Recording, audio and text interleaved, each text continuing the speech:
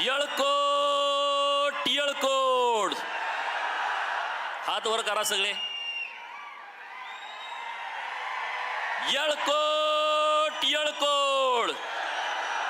पुण्यश्लोक अहिल्यादेवी होळकरांचा, सुभेदार मल्हारराव होळकरांचा, महाराजा यशवंतराव होळकरांचा, बिरोबाच्या नावानं, खंडोबाच्या नावानं, माकुबाईच्या नावानं, बाळूमामाच्या नावानं,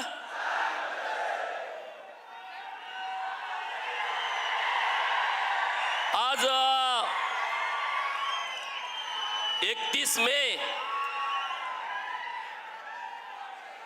अखंड हिंदुस्थानातील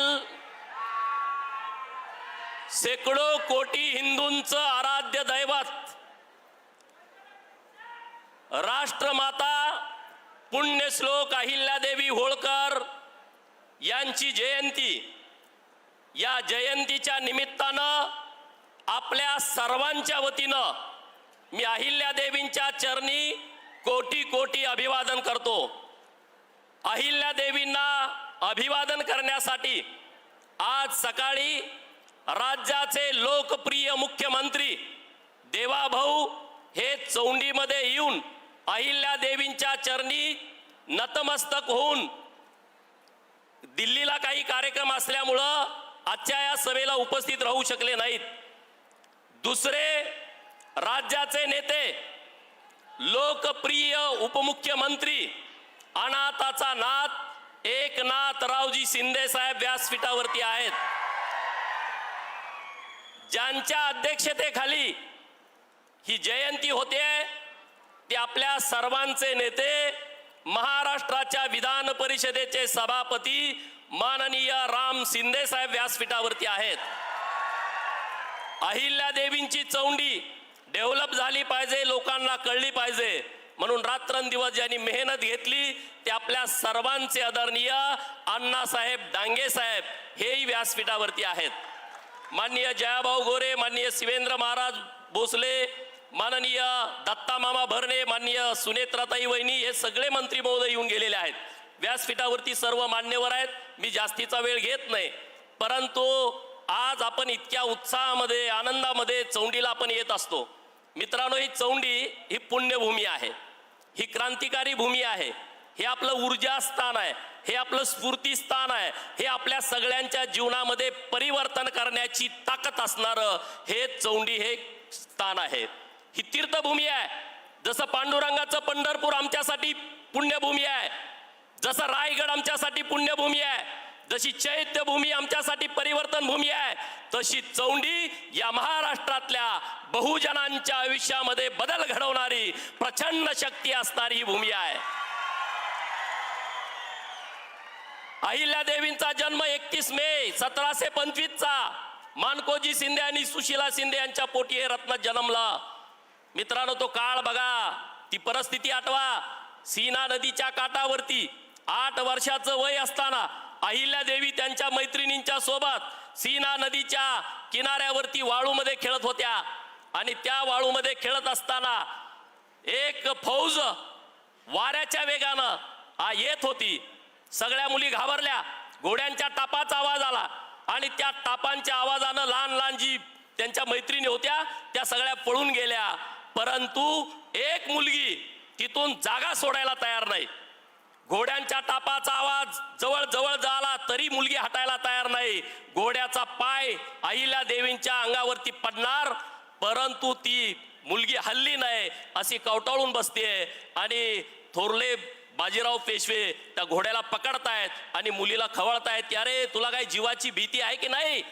अहिल्यादेवी ताट मानेनं अत्यंत कटाक्षानं बाजीराव पेशवेंना, थोरल्या बाजीराव पेशवेंना उत्तर देत आहेत, आपण एखादी गोष्ट निर्मावी ती जीवानिशी जपावी, त्याच्यासाठी माग पुढं करू नये. आणि मग बाजीरावांना प्रश्न पडला की ना असं काय केलं या मुलीनं. तर ते बघतायत तर त्या छातीला कवटाळलेलं महादेवाची पिंड होती आणि अहिल्यादेवी त्या संरक्षण करत होत्या. मित्रांनो, 8 वर्षाच्या मुलीला वाटतंय की ही महादेवाची पिंड आहे, ही शंकराची पिंड आहे, ती आपण निर्माण केली आहे, ती जपली पाहिजे, जीव गेला तर भेटणार. आणि तेच वाक्य थोरले बाजीराव पेशवे यांना आवडलं आणि त्यांनी मल्हारराव होळकरांना सांगितलं की खंडेरावांच्यासाठी एक मुलगी सुनबाई म्हणून आपल्याला योग्य मिळालेली आहे. आणि मग ते माणकोजी शिंदे आणि सुशीला शिंदेच्या घराकडे गेले, त्यांना निरोप गेला. थोरले बाजीराव पेशवे आणि मल्हारराव होळकर तुमच्याकडे यायला लागलेत. माणकोजी शिंदेच्या मनामध्ये प्रश्न पडला, अरे आपण काय चुकलं तर नाही, आपल्या गावातलं कोण चुकलं नाही, मग हे काय येत आहेत. आणि मग जेव्हा आले तेव्हा म्हटलं की अहिल्यादेवीचा हात मागायला आलोय खंडेरावांच्यासाठी. त्याला खूप आनंद झाला की आता सुभेदार मल्हारराव होळकरांची सून आपली मुलगी होणार आहे. लग्न ठरलं. लग्न कुठं झालं? शनिवार वाड्यामध्ये. आज जो शनिवार वाडा पुण्यामध्ये आहे, या शनिवार वाड्यामध्ये अहिल्यादेवींचं लग्न झालं. मी जास्तीचा या विषयावरती वेळ घेणार नाही. लग्नाला कोण होतं?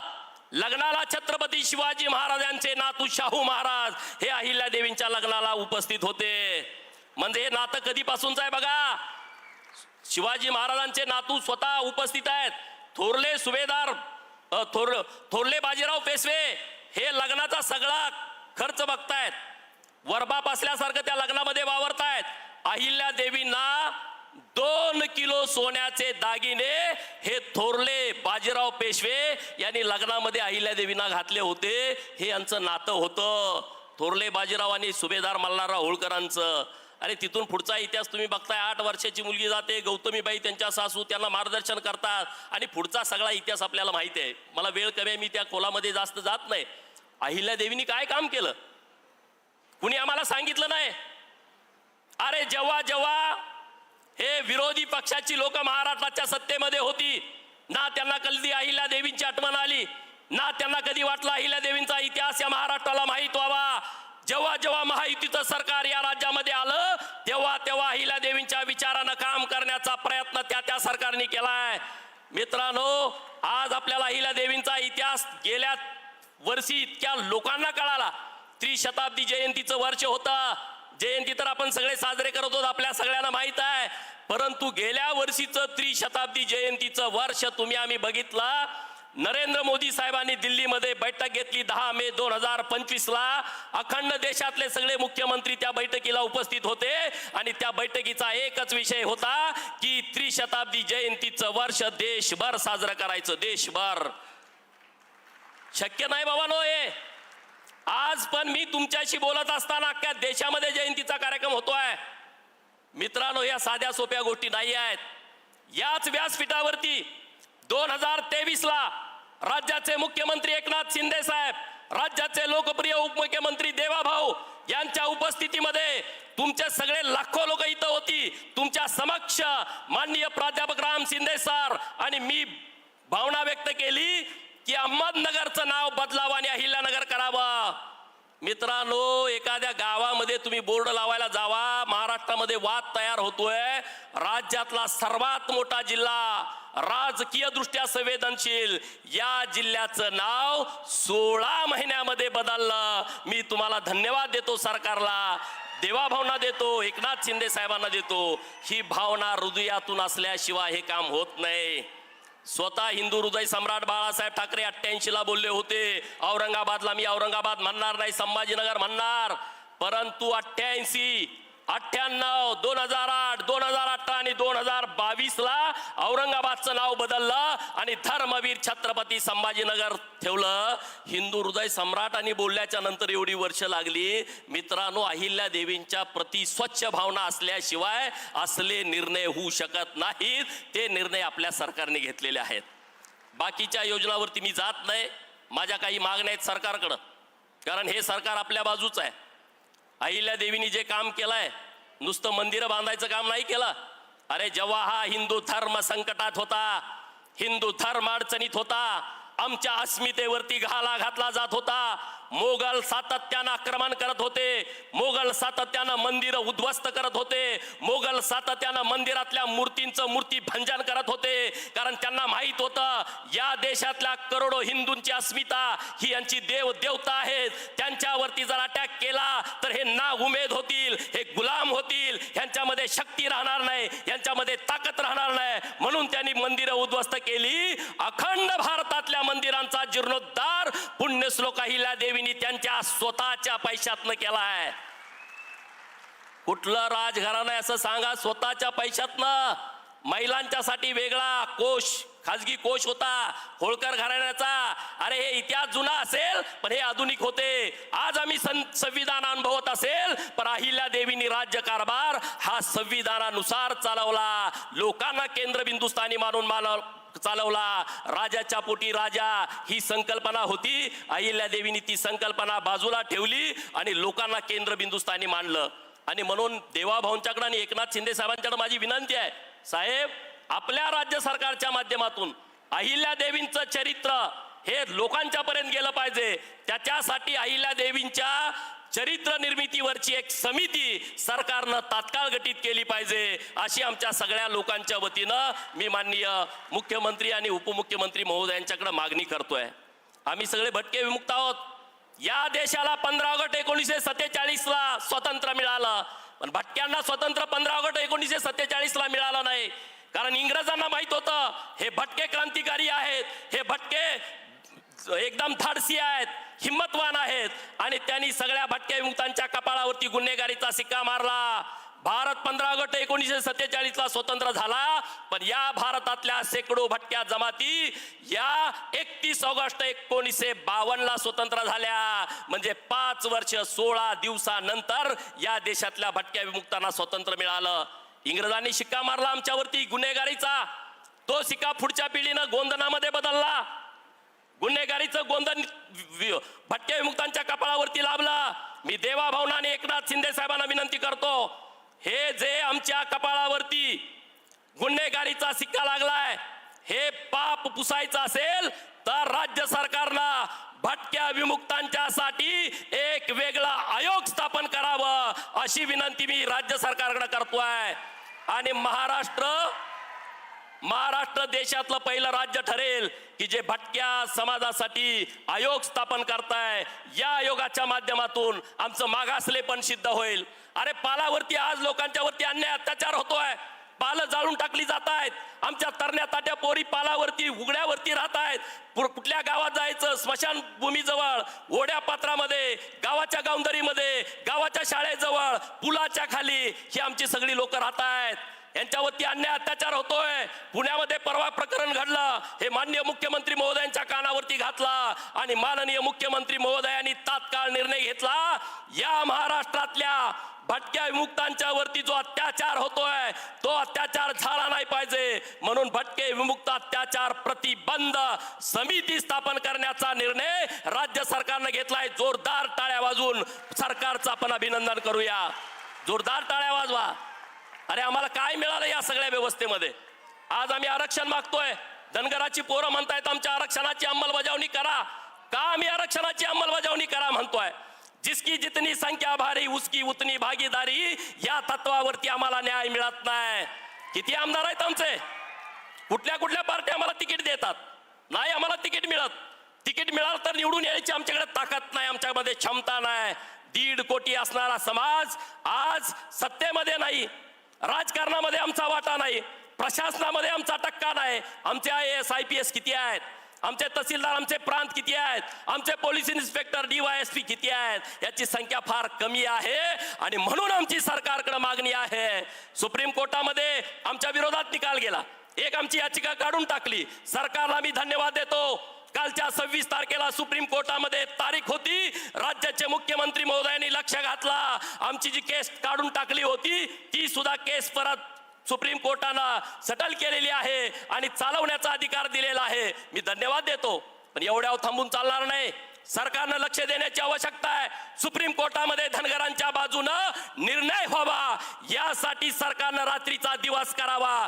ही माझी तुम्हाला हात जोडून विनंती आहे. ही माझी विनंती आहे.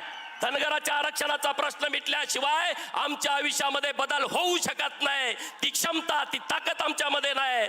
रस्त्यावरती मेंढपाळ आहेत, 35-35 किलोमीटर मेंढपाळ चालतोय, रोज कुणीतरी गुरासारखं मारतंय, रोज जीवघेणा हल्ला होतोय. अरे इतकं वाईट वाटतं. रोज लोकांचे फोन येतात, मेंढपाळ रस्त्यावरनं चाललाय, त्याला कुऱ्हाडीचा घाव घातला, रस्त्यावरनं मेंढपाळ चाललाय, बंधाऱ्यामध्ये पाणी प्यायला आला, त्याला गुरासारखा मारला. अरे आम्ही काय केलंय?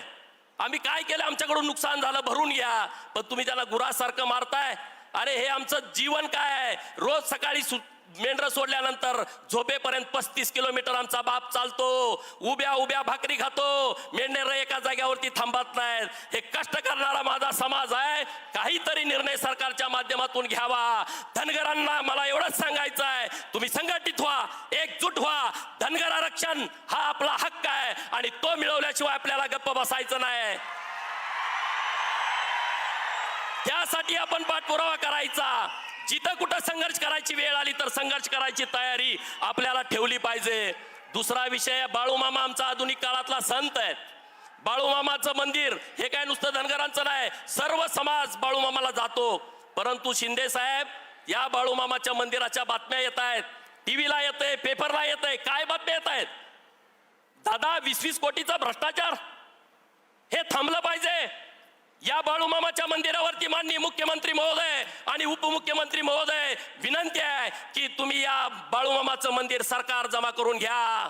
सरकारचा प्रशासक नेमा शिर्डी सारखा, सरकारचा प्रशासक नेमा पंढरपूर सारखा, सरकारचा प्रशासक नेमा कोल्हापूरच्या महालक्ष्मी सारखा, आणि यातून लोकांचं कल्याण होऊ द्या. ही जी लोक भ्रष्टाचार करतायत, या सगळ्या लोकांना त्यांची जागा दाखवून द्या. एकनाथ शिंदे साहेबांचं जे खातं आहे त्या खात्याच्या संदर्भात मी बोलणार आहे. एकनाथ शिंदे साहेब आणि देवाभाऊ, महाराष्ट्र तुम्ही बदलून टाकला. इतक्या सुविधा तुम्ही तयार केल्या. अरे आम्ही गावाकडनं मुंबईला निघालो, आम्ही 4.5 तासात आम्ही विधान भवनामध्ये पोहोचतो. जेव्हा आम्ही लहान होतो तेव्हा गाडी यायची, आज गाडी निघाल्या तर दुसऱ्या तिसऱ्या दिवशी यायची. ते काय म्हणायचं? शिंगरोबाच्या घाटात गाडी अडकली आहे.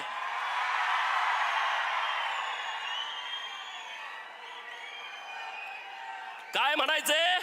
सिंगरोबाच्या घाटामध्ये ट्रॅफिक लागलं. साहेब, सिंगरोबाला दर्शन घेतल्याशिवाय, सिंगरोबाला 1 रुपया, 5 रुपये, 10 रुपये टाकल्याशिवाय कुठलाही गाडीवाला पुढे जात नव्हता. आता 95-99च्या काळामध्ये एक्सप्रेस हायवे तयार झाला. सिंगरोबाकडे जाणाऱ्या वाहनांची संख्या कमी झाली. त्याच्या पुढे तुम्ही देवाभावानी तुम्ही गेला. तुम्ही आता कनेक्टिंग लिंक तयार केलेली आहे.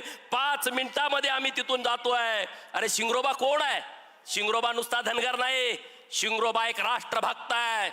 शिंगरोबा नुसता मेंढपाळ नाही, शिंगरोबा देशासाठी हुतात्मा झालेला पहिला या देशातला हुतात्मा आहे. 1858ला जेव्हा इंग्रज रेल्वे आणि रस्त्यासाठी तिथं सर्वे करत होते, महिना 2 महिने ते गोरे अधिकारी फिरत होते, त्यांना रस्ता सापडायला तयार नव्हता. हा आमचा शिंगरोबा तिथं मेंढ्या राखायचा. 2 महिन्याच्या नंतर लक्षात आलं ही रोज फिरते, त्यांना काय पाहिजे? त्याने विचारलं. त्यांना इंग्रजी येत नव्हतं, मध्यस्थाला विचारते, म्हणजे यांना रस्ता पाहिजे. हे आता इथला नाद सोडून चाललेले आहेत, रेल्वे आणि रस्ता करायचा आहे. शिंगरोबा म्हणला माझ्या मागे या, मी रोज या सह्याद्रीच्या कडाकपाऱ्या पायाखाली तुडवतोय. आणि एकदाच नुसता शिंगरोबा त्या रस्त्यावरनं गेला आणि तो रेल्वे मार्ग आणि रस्ता तयार झाला. मित्रांनो, मग त्या इंग्रजांनी विचारलं तुला बक्षीस काय हवाय? शिंगरोबा म्हणतोय तो शाळेत गेला नाही, शिकला नाही, इंग्लिश मीडियमचा विद्यार्थी नाही, मेंढ्या राखणारा माझा शिंगरोबा म्हणतोय मला बक्षीस नको, तुम्ही माझ्या देशाला स्वतंत्र द्या. अरे जेव्हा त्यांना कळालं की हा स्वातंत्र्य मागतोय, तेव्हा शिंगरोबाला त्यांनी गोळ्या घातल्या. माझी विनंती आहे तुमच्याकडं, आज तुम्ही एवढी मोठी कनेक्टिंग लिंक तयार केलेली आहे, शिंगरोबाचं नाव जर देता आलं तर आमच्या सगळ्या लोकांच्या वतीनं मी तुम्हाला विनंती करतो, मी माननीय देवाभावना विनंती करतो. आणि तिथल्या सगळ्या आमदारांची पत्र पण मी साहेब जोडलेली आहेत. प्रशांतदादा ठाकूर, महेंद्र बालदी, महेंद्रसिंग दळवी, माननीय भरतशेठ गोगावले, ह्या सगळ्यांची पत्र पण जोडलेली आहेत. जर शिंगरोबाला न्याय देता आला तर तुम्ही या संदर्भामधला विचार करावा अशी मी तुम्हाला विनंती करतो. अहिल्या देवींचं हे गाव, अरे इतकी ऊर्जा आहे, जाताना माती घेऊन जावा. कुठं काय कमी पडलं भंडाऱ्याच्या सोबत तुम्ही माती कपाळाला लावा. इतकी ताकद, इतकी शक्ती या मातीमध्ये आहे.